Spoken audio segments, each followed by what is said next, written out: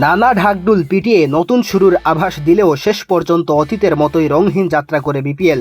ফ্র্যাঞ্চাইজিদের কাপড়ে মোড়ানো helmet, ticket মূল্য, স্থান নির্ধারণে দেরি এবং এরপর ব্যাংক ও বুথে টিকিট না পাওয়াকে কেন্দ্র করে ঢাকা পর্বে দর্শকদের আন্দোলনের মুখে পড়তে হয়েছিল বিসিবিকে। আলোচনা সমালোচনার মাঝেও মিরপুরের স্লো উইকেটে রানের ফোয়ারা দেখেছেন দর্শকেরা।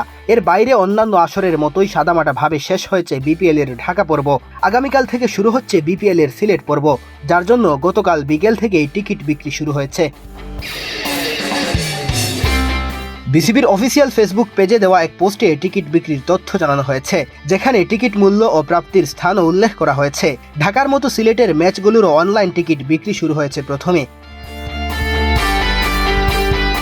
সিলেট শহরের 3টি বুথ থেকে নগদ টাকায় টিকিট পাওয়া যাবে। সিলেট শিশু একাডেমি ও মধুমতি ব্যাংকের আম্বরখানা শাখায় আজ সকাল 10টা থেকে এবং সিলেট আন্তর্জাতিক ক্রিকেট স্টেডিয়ামে বিকেল 3টা থেকে মিলছে টিকিট। 7টি ক্যাটাগরিতে সিলেট পর্বের টিকিট মূল্য নির্ধারিত হয়েছে।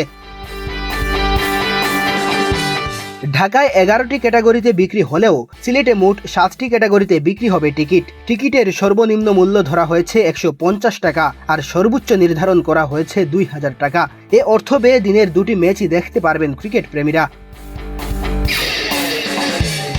সর্বনিম্ন 150 টাকায় শহীদ আবু সাইদ স্ট্যান্ড, পশ্চিম গ্যালারি এবং গ্রিন হিল এরিয়ায় বসে খেলা উপভোগ করতে পারবেন দর্শকরা। পূর্ব গ্যালারিতে বসে খেলা দেখার জন্য খরচ করতে হবে 250 টাকা।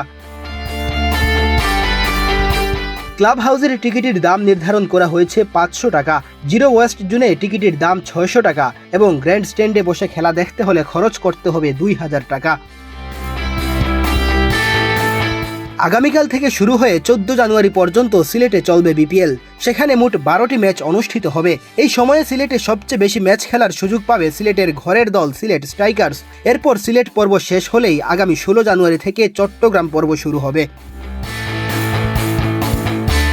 মেহেদী হাসান তালহা, বাংলাদেশ প্রতিদিন।